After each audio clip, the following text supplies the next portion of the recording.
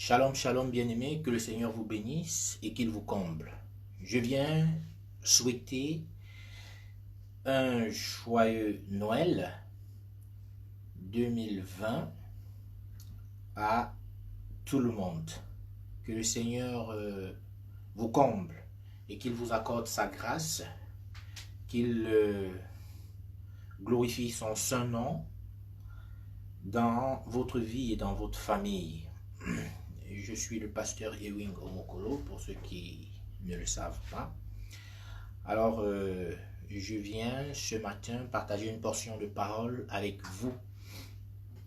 Bien-aimés, nous sommes dans le livre de Matthieu, le chapitre 2. Matthieu, chapitre 2, nous lisons à partir du verset 1. La Bible dit, Jésus étant né à Bethléem, en Judée, au temps du roi Hérode, voici des mages d'Orient arrivèrent à Jérusalem.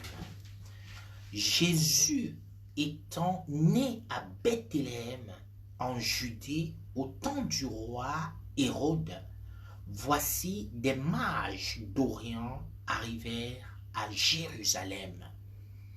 Bien-aimés, Jésus est né quelque part. Mais l'information, bien-aimée, a été reçue en Orient. L'information a été reçue très très loin du lieu de naissance de Jésus. La Bible dit les mages, c'est-à-dire les magiciens, c'est-à-dire ceux-là qui regardent aux astres, ceux qui sont les spécialistes de l'horoscope, de l'astronomie. Bien-aimés, ceux qui sont des magiciens, ce sont ceux-là qui ont reçu en premier l'information. C'est pour ça que beaucoup de chrétiens aujourd'hui, entre guillemets, les chrétiens très spirituels, ont un problème.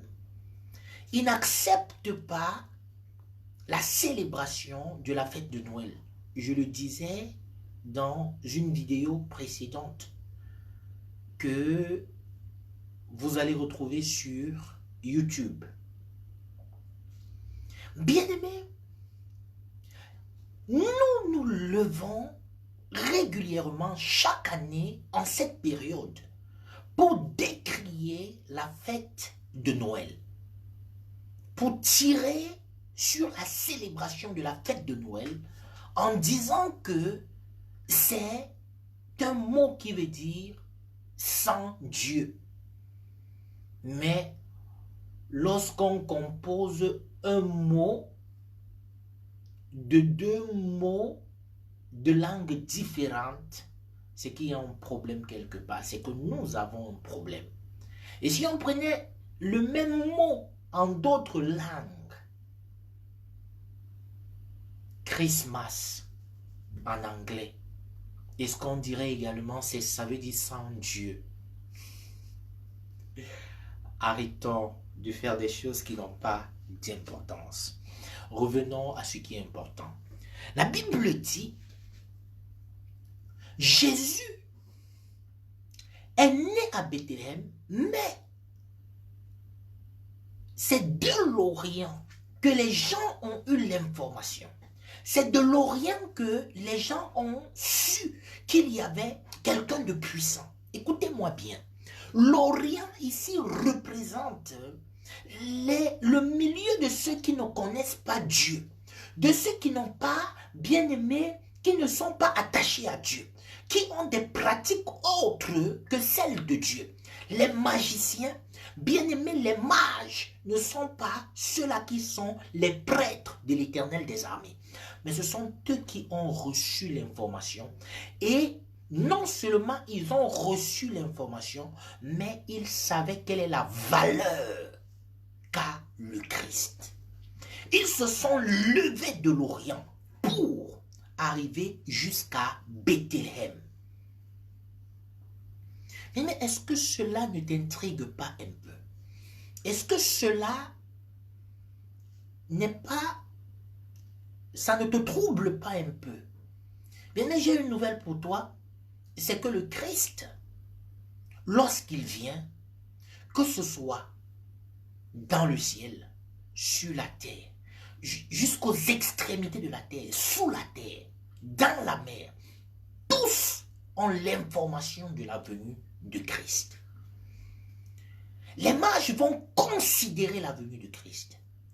Les mages vont reconnaître la venue de Christ. Bien-aimé, est-ce que tu reconnais, est-ce que tu considères la venue de Christ? Est-ce que tu mets en valeur la venue de Christ? La Bible dit, ils dirent, et où est-ce qu'ils vont? Ils vont voir Hérode.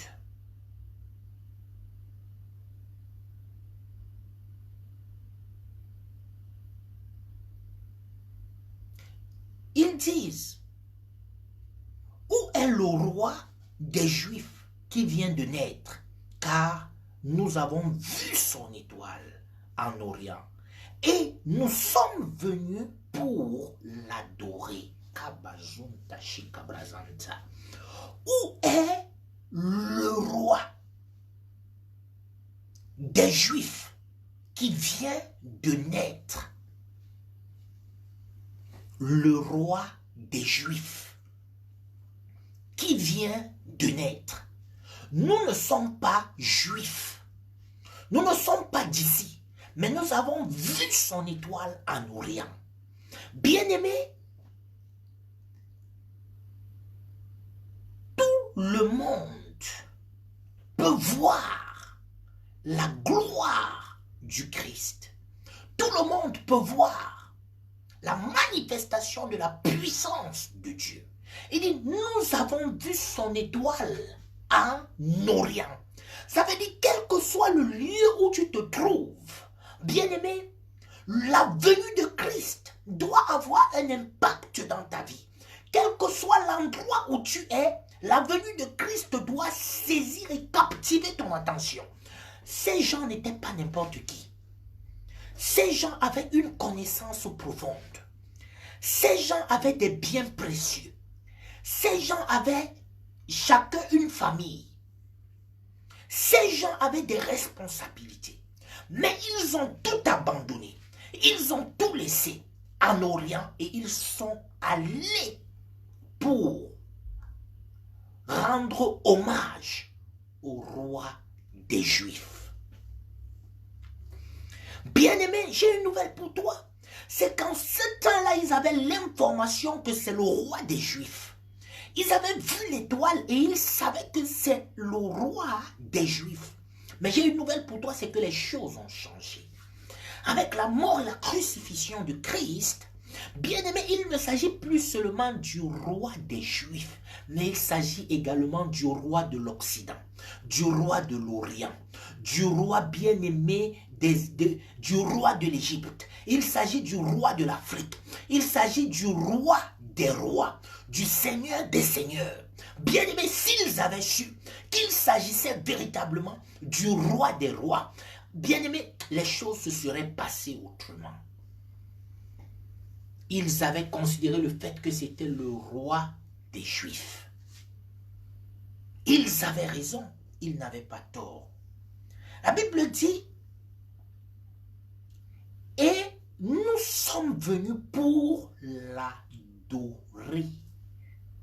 Écoute-moi, s'il fallait que le roi des Juifs soit adoré, des mages qui viennent d'Orient, mais j'ai une question à te poser, quelle que soit ton obédience, quelle que soit ta religion, quel que soit ce en quoi tu crois, même si tu dis être magicien, magicienne, voici des mages qui sont partis de l'Orient, des magiciens puissants qui sont partis de l'Orient, qui ont pu avoir l'information que en regardant l'étoile, ils ont vu qu'il y a un roi bien-aimé chez les Juifs qui vient de naître. Il mérite l'adoration.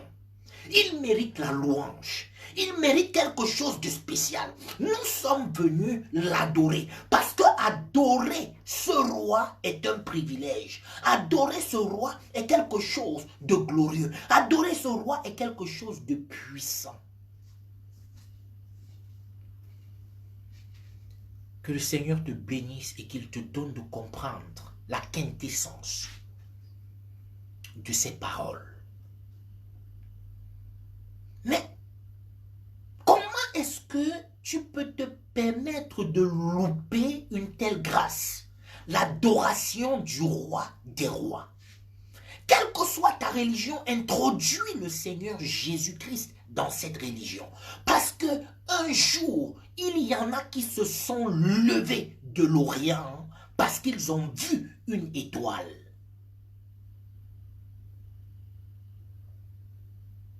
La Bible dit, le roi Hérode ayant appris cela fut troublé et tout Jérusalem avec lui. Bien-aimés, lorsqu'on annonce le Christ, les rois tremblent, les principautés tremblent, les autorités tremblent, les dominations tremblent. Hérode a tremblé, Hérode a été troublé. Que ton Hérode soit troublé à l'annonce de la venue de Christ dans ta vie. Bien-aimé, toi qui as reçu le Christ, tous tes Hérodes, tous ceux qui dominent sur toi, tous ceux qui t'asservissent, tous ceux qui contrôlent ta vie, tous ceux-là bien-aimés qui te manipulent, bien-aimés sont dans le tourment et ils tremblent au nom de Jésus-Christ. La Bible dit, il assembla tous les principaux sacrificateurs et les scribes du peuple et il s'en informa auprès d'eux où devait naître le Christ. Ils lui dirent à Bethléem, en Judée, car voici ce qui a été écrit par le prophète. Et toi, Bethléem, terre de Juda, tu n'es certes pas la moindre entre les principales villes de Juda, car de toi sortira un chef qui paîtra Israël, mon peuple.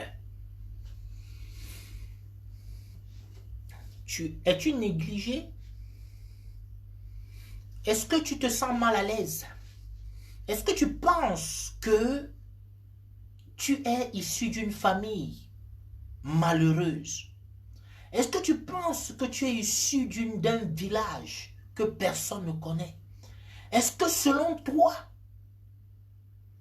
tu es le dernier des derniers, celui qui est raté, celui qui a été déclaré comme étant disqualifié?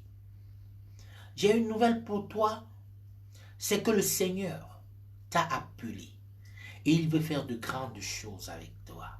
Ce qui a été inconsidéré par les hommes pour Dieu, c'est en réserve pour sa gloire. Bethléem était une ville négligée. Bethléem était une ville inconsidérée. La prophétie avait déclaré sur Bethléem que tu n'es pas la moins considérée. Ne te regarde pas comme étant malheureux. Ne te regarde pas comme étant démuni. Ne te regarde pas comme étant défavorisé. Ne te regarde pas comme étant incapable. Ne te regarde pas comme étant bien-aimé malheureux. Mais regarde à la gloire de Dieu. La prophétie est plus importante. Non, c'est pas Ananias, c'est... il a un nom. Je vais le trouver. Il y a l'un des disciples de Jésus qui a dit lorsqu'on l'a appelé, il dit, quoi de bon peut sortir de Nazareth? Quoi de bon peut sortir de Bethléem?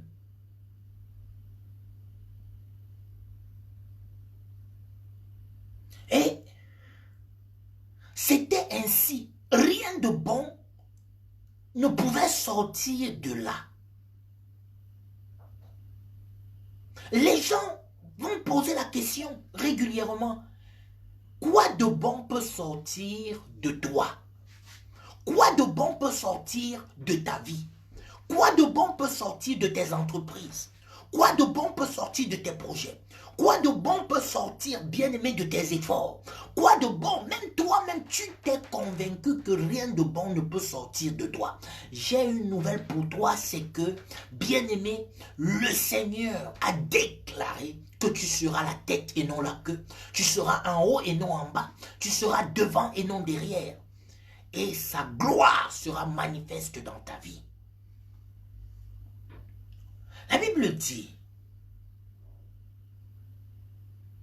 et toi, Bethléem, terre de Juda, tu n'es certes pas la moindre entre les principales villes de Juda, car de toi sortira un chef qui paîtra Israël, mon peuple. Tu es appelé à paître ta famille, tu es appelé à conduire ta famille, tu es appelé à diriger, tu es appelé à faire de grandes choses. La Bible dit, alors Hérode fit appeler en secret les mages et s'enquit soigneusement auprès d'eux depuis combien de temps l'étoile brillait. Les mages ont leur méthode.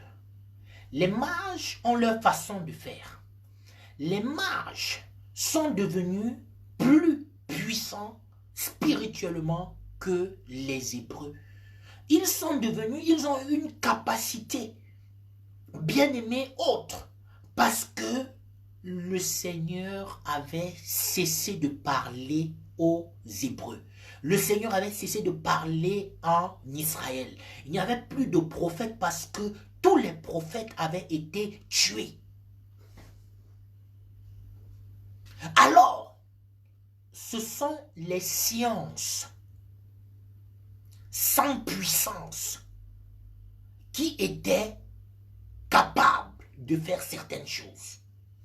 Tu sais pourquoi les marabouts et les sorciers ont le pouvoir, ont la puissance? C'est parce que tu ne recherches pas la puissance auprès de ton Dieu.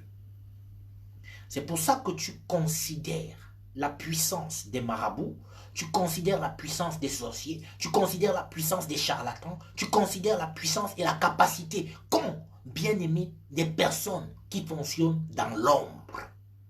Mais si tu te connectes au Dieu de gloire, si tu te connectes à Christ, si tu t'attaches à Jésus, bien aimé, beaucoup de choses changeront. Ils s'interrogeront sur ta personne. Je me souviens, lorsque le Seigneur a souvent fait de grandes choses avec moi, il y a quelques fois où les gens ont dit que je pratiquais de la magie. Parce que, bien aimé, on pense, l'opinion publique pense que la magie est plus grande que la puissance de Dieu. Nous avons la plus grande puissance, la plus grande autorité qui existe sur cette terre et dans les lieux célestes. Il faut le savoir et il faut le considérer.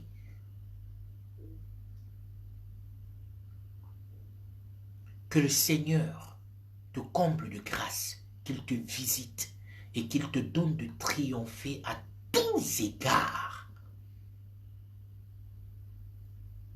Alors les mages avaient plus de connaissances spirituelles que le peuple d'Israël. C'est dommage. Nous vivons encore cela aujourd'hui. On dit qu'on va à l'église, on dit qu'on est chrétien, on dit qu'on est enfant de Dieu, on dit qu'on connaît Dieu, mais nous nous retrouvons butés face à beaucoup de situations dites spirituelles. Et on cherche encore les solutions dans les traditions, on cherche les solutions chez les marabouts, on cherche à supplier les sorciers et les vampires afin qu'ils ne viennent pas nous faire du mal. Mais ils ne sont pas corruptibles parce qu'ils sont les rois de la corruption. Cherche le salut en Jésus. Cherche le salut en Christ. La Bible déclare que le nom de l'Éternel est une tour forte et le juste s'y réfugie. J'ai une nouvelle pour toi, c'est que son nom c'est Emmanuel. Dieu avec nous. Bien-aimé, Dieu avec nous. Pourquoi est-ce que tu vas simplement aller chercher Jéhovah Salbaoth, l'Éternel des armées? Pourtant, lui, il est au ciel. Est-ce que tu veux aller te réfugier au ciel? Réfugie-toi avec Emmanuel, Dieu avec nous.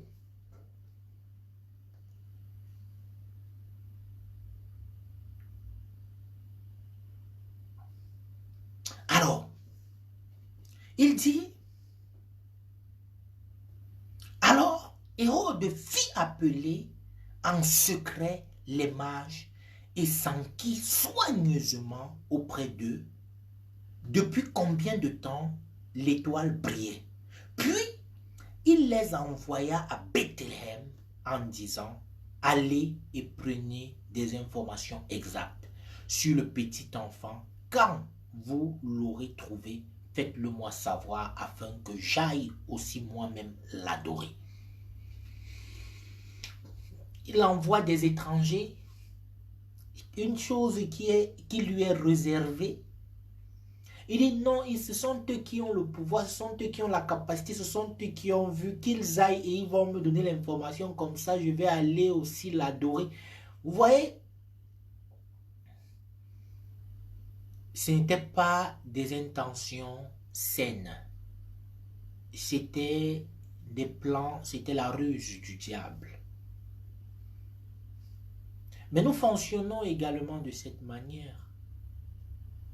Au lieu de nous connecter à Christ, on se connecte aux hommes afin qu'ils aillent voir, qu'ils viennent nous dire et que nous cherchions comment est-ce que nous pouvons bénéficier de cela. On se connecte aux choses. On se connecte entre guillemets aux saints. On se connecte aux anges. On se connecte à toute espèce de choses, mais on évite la connexion avec le Christ. On évite la connexion avec Dieu. On se connecte aux religions. On se connecte à plusieurs entités. On se connecte au chapelet. On se connecte aux mouchoirs. On se connecte aux eaux bénies. On se connecte aux huiles bénies. On se connecte au sel béni. Mais la véritable connexion avec Dieu, nous ne l'avons toujours pas. Que le Seigneur se révèle à toi, qu'il te fortifie et qu'il te donne d'être béni à tous égards.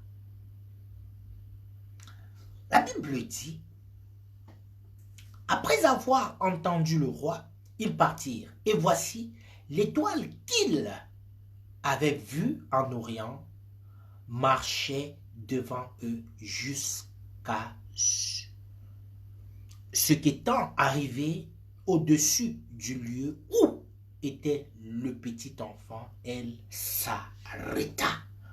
Bien-aimé, en fait, c'est ce passage du verset 9 au verset 10, en réalité, qui devrait faire ici l'objet de notre méditation, de notre message. La Bible dit que les mages ont vu l'étoile en Orient. Ils ont vu l'étoile de Jésus en Orient et l'étoile les a conduits jusqu'au niveau où Jésus était et l'étoile s'est arrêtée.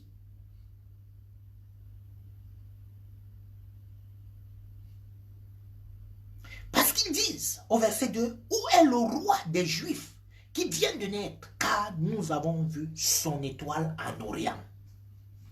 Et la Bible dit au verset 9, après avoir entendu le roi Hérode, ils partirent et voici l'étoile qu'ils avaient vue en Orient marchait devant eux jusqu'à ce qu'étant arrivé au-dessus du lieu où était le petit enfant, elle s'arrêta. L'étoile s'arrêta lorsque elle fut arrivée au-dessus du lieu où était le petit enfant. Ici, on parle encore du petit enfant, mais les mages ne voient pas le petit enfant. L'étoile sait qu'il ne s'agit pas du petit enfant. Ses parents savent que c'est le petit enfant. Mais les mages savent que c'est le roi des rois. C'est le roi des Juifs. Les mages savent qu'il y a quelque chose de puissant en cet enfant. Hérode sait que cet enfant, il y a quelque chose de puissant en lui. Bien-aimé, les scribes et les pharisiens savent que dans cet enfant, il y a quelque chose de puissant. Mais ses parents bien-aimés ont eu une information, mais ils ne considèrent pas véritablement cette information tout de suite. Ceux qui sont autour, qui ont vu le petit enfant, ne considèrent pas tout de suite. Mais il y a quelque chose de puissant. C'est que la considération des uns et des autres ne changera jamais la véritable nature de cet enfant, qui est le roi des rois, qui est le prince véritable, qui est le lion de la tribu de Juda, qui est le libérateur, le consolateur, qui est le Dieu puissant, l'admirable conseiller, qui est celui-là qui nous a été donné afin que nous vivions, afin que nous ayons la vie éternelle, afin que nous puissions triompher des puissances des ténèbres.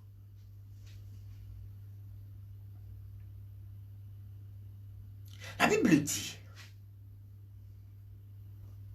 après avoir entendu le roi, ils partirent et voici l'étoile qu'ils avaient vue en Orient marchait devant eux jusqu'à ce qu'étant arrivé au-dessus du lieu où était le petit enfant, elle s'arrêta.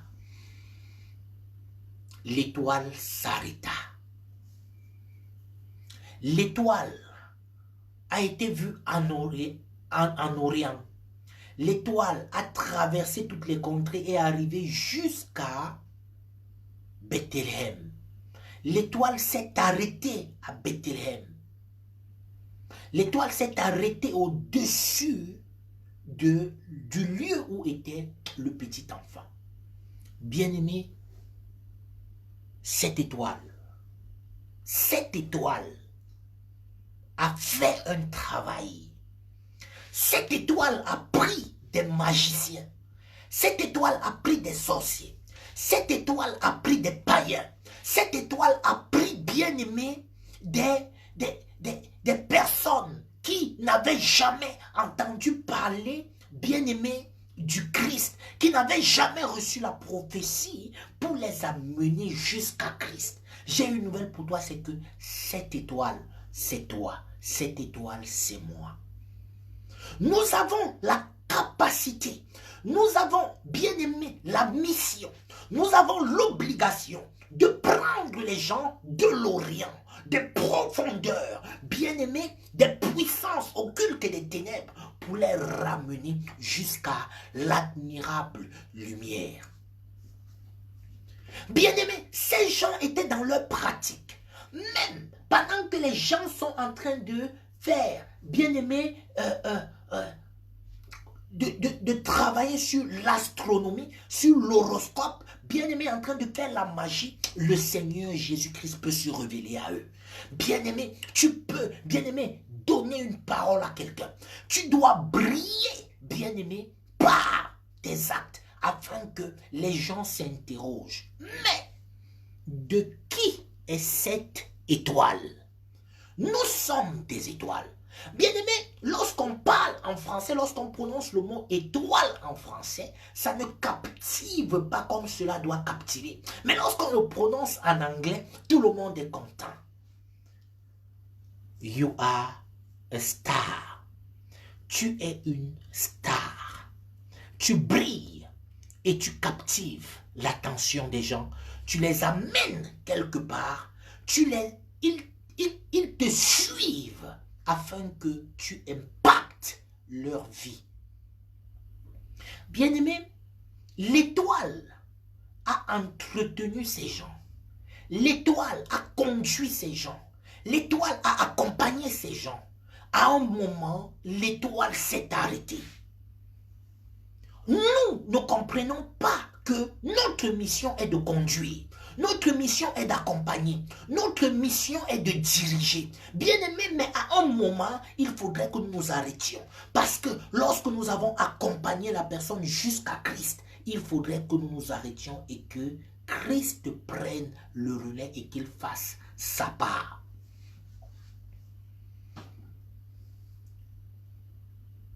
Amen. Lorsque quelqu'un a reçu la révélation du Christ, lorsque quelqu'un a reçu le Seigneur Jésus-Christ, lorsque quelqu'un s'est bien-aimé, a compris que oui, il est aujourd'hui entre les mains du Seigneur, alors nous devons nous retirer afin de laisser le Christ continuer sa mission. Continuer le travail que nous avons commencé. Parce que Christ est la tête. Christ est la tête. Bon, je ne sais pas si on comprend ce que c'est que la tête. Il y a ce qu'on appelle, dans le corps, en biologie, il y a ce qu'on appelle l'influx nerveux. Bien aimé, le cerveau est le centre de l'information. Lorsque tu as un choc au niveau de l'orteil, lorsque tu as un choc, il faut, sache une chose, c'est que la douleur ne peut être ressentie que lorsque l'information est partie du lieu du choc, du point d'impact jusqu'au centre nerveux qui va donner une information et puis ça va suivre les nerfs, ça va retraverser tout le corps pour rentrer, donner l'information au pied. Et c'est à partir de ce moment que l'orteil va se mettre à faire mal.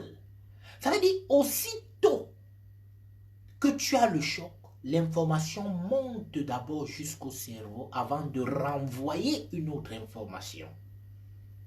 L'information monte comme un courant électrique jusqu'au cerveau et l'information est libérée à nouveau du cerveau pour l'orteil. Et c'est le cerveau, le centre nerveux qui donne l'information et qui dit au pied, maintenant fais mal. Bien-aimé, j'ai une nouvelle pour toi. C'est que le Christ est la tête. Lorsque tu prends, bien-aimé, quelqu'un de l'Orient, lorsque tu prends quelqu'un bien-aimé des profondeurs de l'abîme, lorsque tu prends quelqu'un bien-aimé du bout du monde, lorsque tu prends quelqu'un bien-aimé de la servitude la plus absolue, lorsque tu prends quelqu'un bien-aimé de l'esclavage, lorsque tu prends quelqu'un bien-aimé des pratiques occultes de sorcellerie, tu ramènes la personne jusqu'à Christ, ta mission est terminée, comme cette étoile. Tu ne peux donner plus que Christ. Tu ne peux apporter plus que Christ, mais tu dois faire ton travail. Nous sommes ces étoiles. Nous devons travailler à ce que nous amenions les magiciens, les mages, les païens, ceux qui ne connaissent pas le Christ, que nous les amenions jusqu'à Christ. Nous sommes des stars. Nous devons briller. Nous devons travailler à briller. Nous devons demander à Christ de nous faire briller parce que nous sommes son étoile. C'est au travers de nous que les gens viennent à lui. Nous brillons tellement fort. Nous brillons dans le ciel. Nous brillons sur la terre. Nous brillons dans les lieux célestes. Et les gens nous suivent afin que le nom de l'Éternel soit glorifié. La Bible dit, elle s'arrêta. Quand ils aperçurent l'étoile, ils furent saisis d'une grande joie. Lorsqu'on te voit, les gens doivent être saisis d'une grande joie. Bien-aimés, aujourd'hui, lorsque les gens me rencontrent, ils sont contents de me voir, ils sont contents de rester avec moi, ils sont contents, bien-aimés, d'être dans ma présence. Mais ils ne savent pas que à un moment de ma vie, je n'étais pas ainsi, j'étais désagréable. Mais à cause de Christ, à cause de la connaissance de Christ, il y a quelque chose qui a changé. J'étais une étoile peut-être, mais personne ne pouvait me suivre parce que c'était une étoile sombre.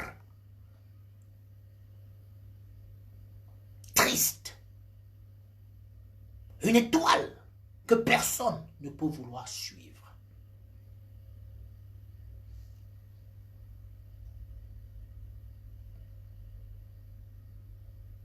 Mais, ayant été bien-aimé, connecté à Christ, je suis devenu non pas une étoile, mais une étoile de Christ. Et aucune étoile de Christ ne peut rester sombre. Une étoile qui est de Christ va briller et va attirer vers le Christ des gens, des personnes, pour la gloire de Dieu.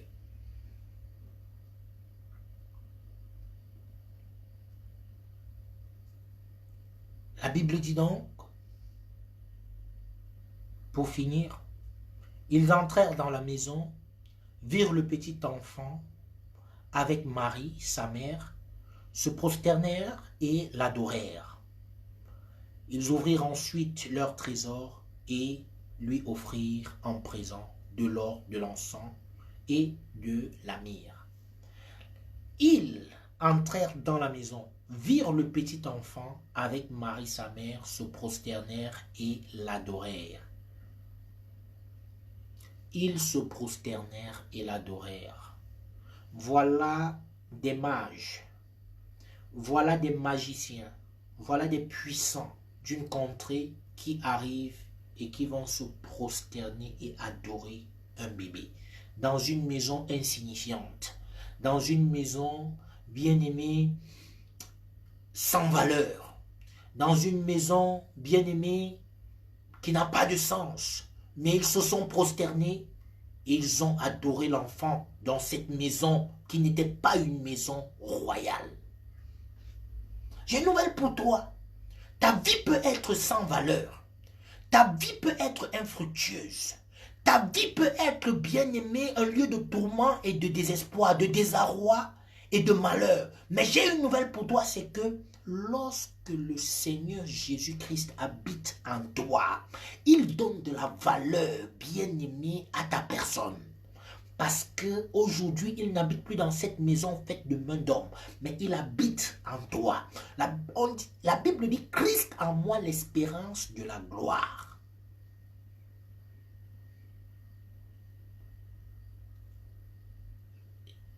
Ceux qui avaient cette maison ne s'étaient même pas imaginé que les gens de cet acabit, de ce niveau, de ce degré, humainement parlant, pouvaient rentrer dans cette maison. Mais à cause de Jésus, ils sont rentrés. À cause de Jésus, ils se sont prosternés. À cause de Jésus, ils ont adoré. À cause de Jésus, bien-aimé, quelle que soit ta nature, quel que soit ce que tu es, sache une chose, c'est qu'à cause de Christ, tu verras la gloire de Dieu. Ils se sont prosternés, ils ont adoré. Le Seigneur s'est glorifié dans cette maison. Le Seigneur s'est glorifié dans la vie de sa mère. Ils ont offert de l'or, de l'encens et de la myrrhe. Bien-aimé, de quoi as-tu besoin?